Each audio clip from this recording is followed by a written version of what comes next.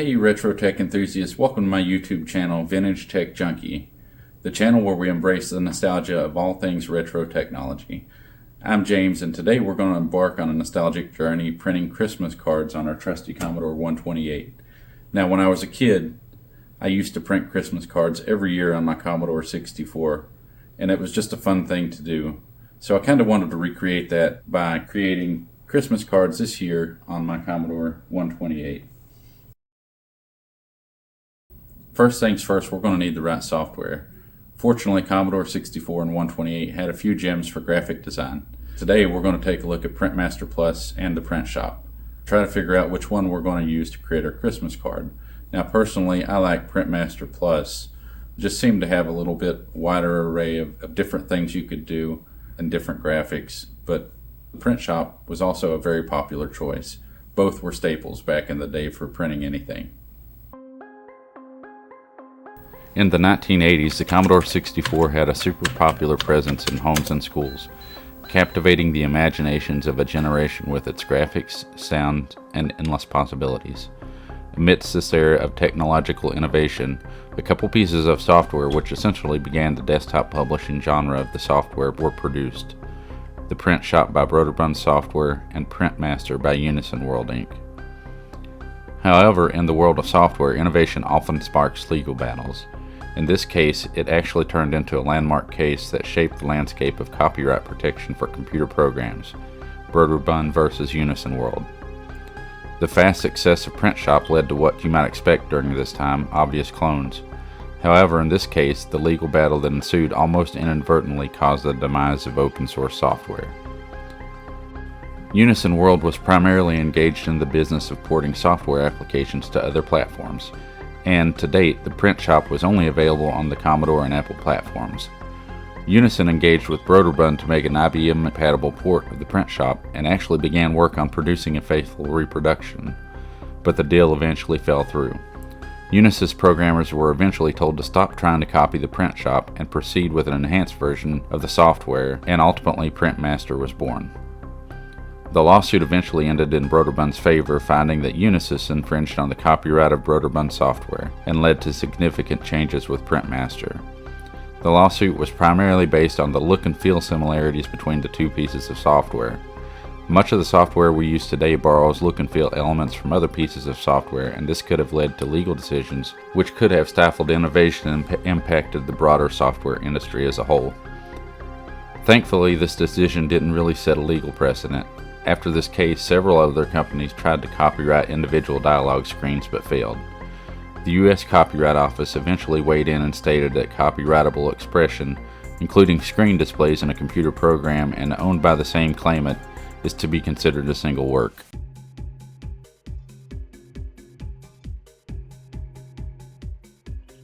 Now that we've got the Print Shop loaded up, let's get started making our greeting card. When we get loaded, we got the main menu, and you can see we've got several options. We can create a greeting card, a sign, a letterhead, a banner. There's also a couple other options: Screen Magic and Graphic Editor.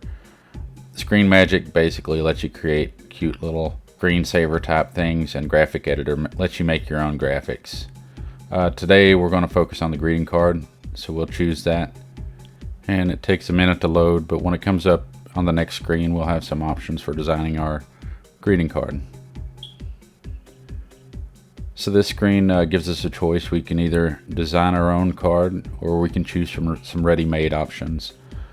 In this case, we're going to design our own card, and then it takes us to a screen on where we get to choose our border for the front of the card. As you can see out of the box, there are several choices that we have available to us that we can pick from. It's a pretty limited selection, but at least it's something. We need to choose what we're going to use for our Christmas card, so I'll probably go ahead and choose stars. Then we get to choose a graphic for the front.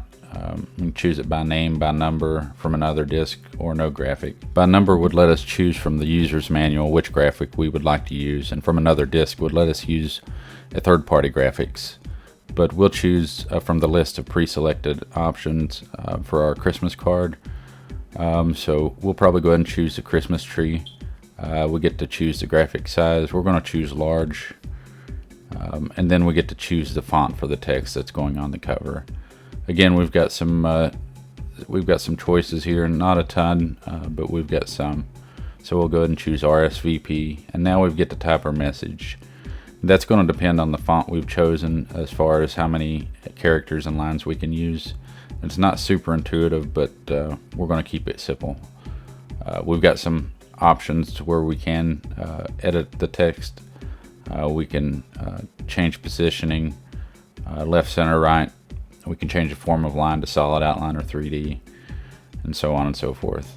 But again, we'll just keep it simple, stock. And then it moves on to the border on the inside of the card. We get to choose another border. So let's not a ton of Christmas type borders here. So we just choose one. Get to choose the graphic again for the inside. We've already used a Christmas tree, so we'll go with a wreath. We'll choose a large size, and then choose the font for the inside of the card. Again, typing our message, keeping it pretty simple here.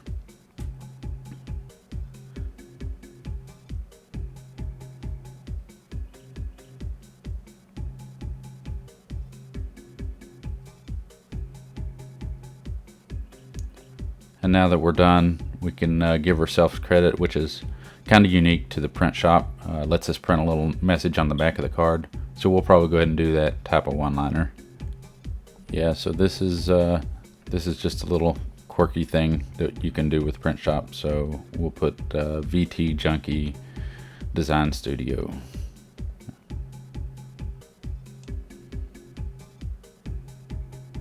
Press enter.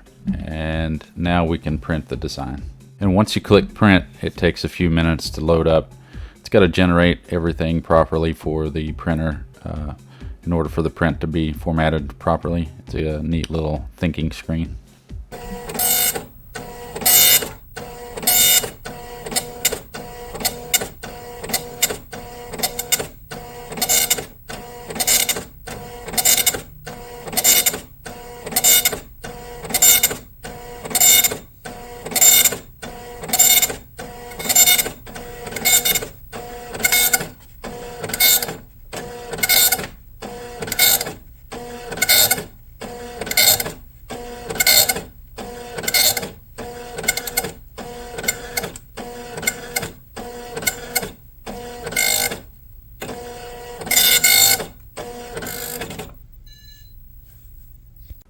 Now that we've finished printing our Christmas card with the print shop, let's take a look at Printmaster Plus.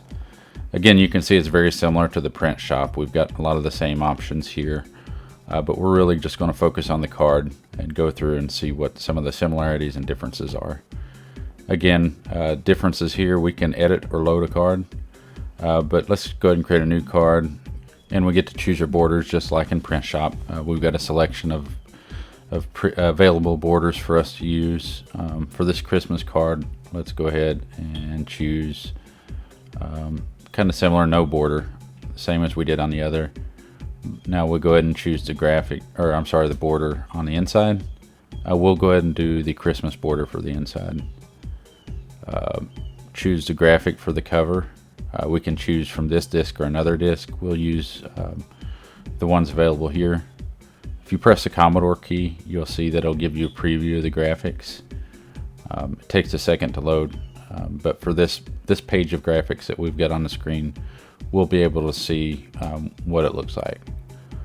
It looks like we've got a few selections here for Christmas type cards. Probably go ahead and just choose a Christmas tree. And we get to choose our size, and we'll go ahead and choose double size. Now we'll choose the graphic for the inside. Again, press the Commodore key on the keyboard and it will load the graphics so we can see exactly what it is we're choosing. And we'll go ahead and choose the snowman. Choose our size. We'll do regular size on this one so we've got some room. And we get to choose the placement where we want the graphic, because it's not the extra large graphic that's taking the whole inside up. So we just put it right in the center. Now we get to choose the font, just like in print shop. There's some available fonts for us to use. I tend to like these fonts and the graphics here a little better. but we'll choose DeVille. It's not quite as intuitive as Print Shop as far as laying out your graphics. So if you go too far, it doesn't really tell you where the end of the line is. So in that sense, it's not as good in my opinion. It's going to take us a few times to go through here to figure out exactly how far we can go down here. So I think this is it. We'll go ahead and type in what we want to say on the front of the card.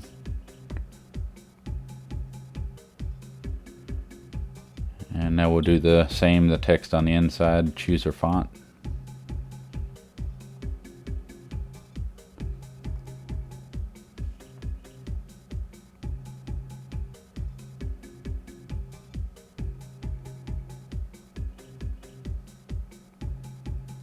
You can tell once you get to the end of the line, it won't let you know how many characters you got left.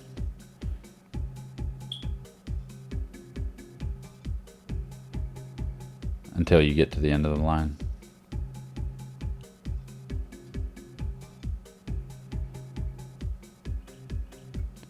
And again, we don't know exactly where the end is. In this case, it gets us all the way down to the bottom.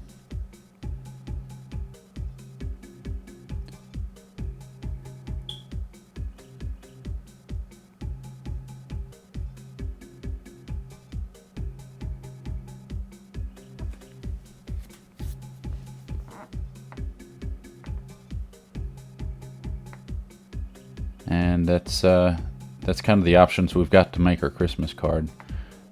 The big thing here is it does give you a preview of what it's going to look like when you click print.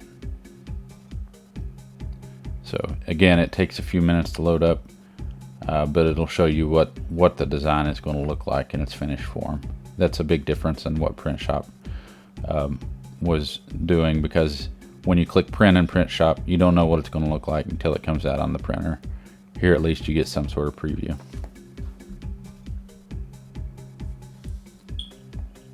So there's the front of the card, and now it'll work to design the inside of the card and give us a preview of that as well.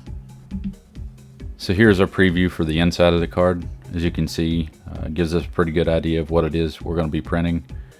And now we've got some options here. We can print, reverse, setup, save, or done. We've got the option to save this card if we want to.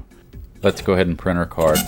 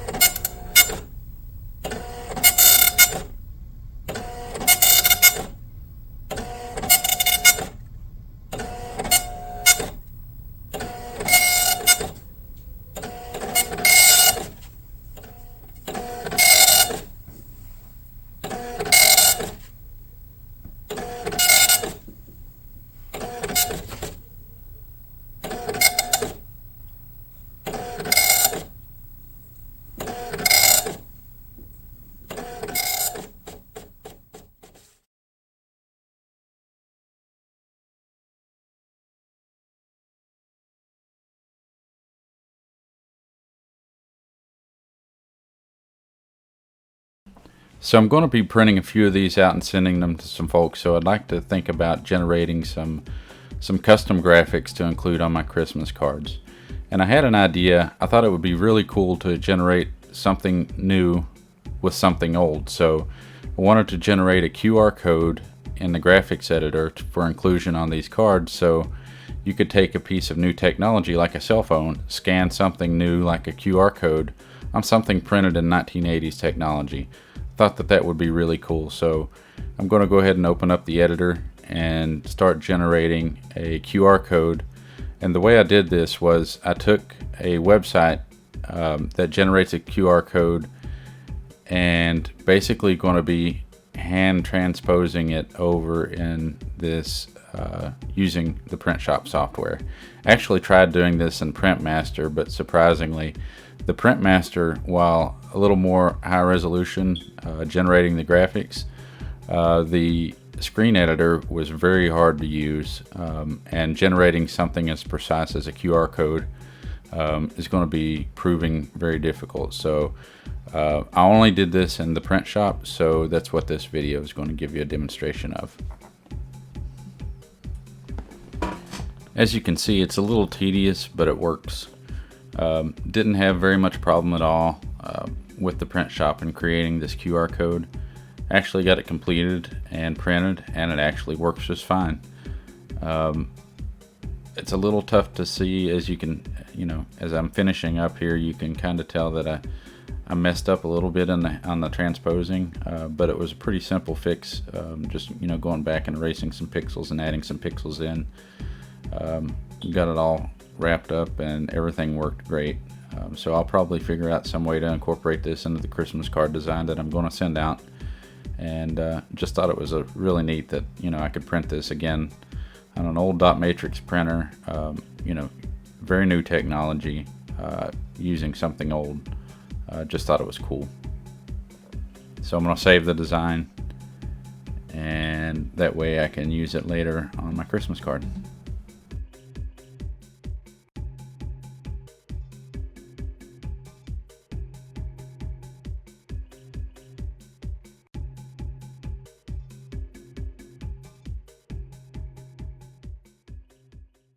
So now that we've got both cards printed, which one's better? I don't know. They're both about the same. I mean, the print shop, this was the print shop card. You can see the graphics are probably a little lower quality than what was included in the Printmaster. This was the Printmaster card. You can see everything looks a little bit better. I mean, but there's some differences, obviously. The user interface for both software applications are a little different. I think Printmaster Plus is probably a little bit more advanced than Print Shop, just from terms of the user interface. The graphics quality is probably a little bit better. The Print Shop did have some redeeming qualities. For example, allowing you to change the placement and characteristics of the fonts and things like that. But the Printmaster did also have the option to save the card and do some other things. So overall, I think I like the Printmaster better. The Print Shop, also a good software choice. So there you have it. Thank you for watching my very first YouTube video. Really hope you enjoyed it. Please like and subscribe for more videos to come. Thank you.